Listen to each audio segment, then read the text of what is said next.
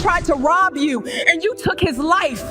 That was an abuse of force, Chandler. You must pay for this. A military veteran has been charged with murder after shooting and killing 3 teenagers who broke into his home. Okay, so a friend of mine sent me this clip.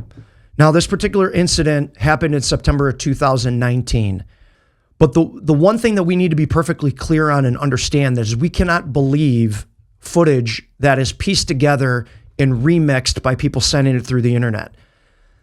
After doing some research, it doesn't align with the environment of their neighborhood where the footage of the doorbell camera, door cam home invasion actually occurred. Not saying that a robbery didn't take place. A robbery absolutely took place based on the news coverage, and I'll share that information with you as well. But the problem is it evokes emotion. As soon as we see a clip like that of a home invasion, we're immediately jumping to the conclusions that we know the details of the story. The news article articulates that the robbery occurred in the front yard of the victim's home. A shot was released and multiple shots were fired, and the teens succumbed to their injuries and were found on the front lawn. A big debate on whether or not this was self-defense or if it was over excessive followed suit over the course of the years.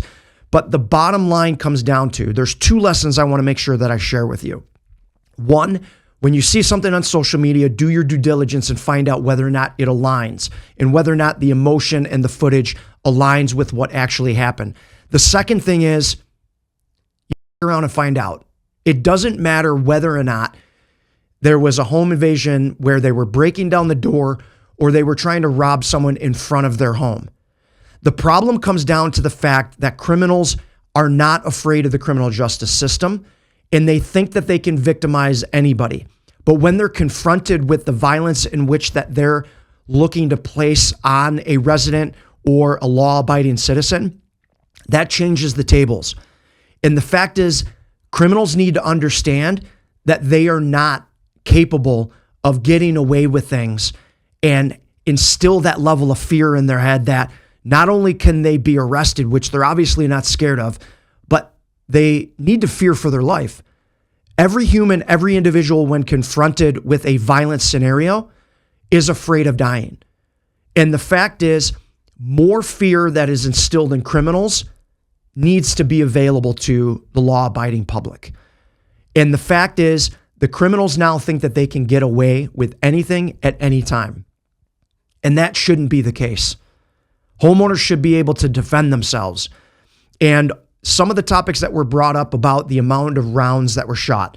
Now, some say 28. I don't know the exact example. And there was a debate, a racial debate on whether or not that was excessive.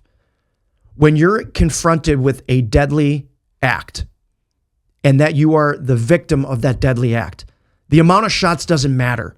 The amount of shots is to neutralize the threat. You have 1 person versus 3 individuals. You will do everything that you possibly can in order to neutralize that scenario or that threat. And in the heat of the moment, if you're protecting and defending your life, the amount of shots, you're not going to remember it. You're not going to remember that until there's evidence after the fact.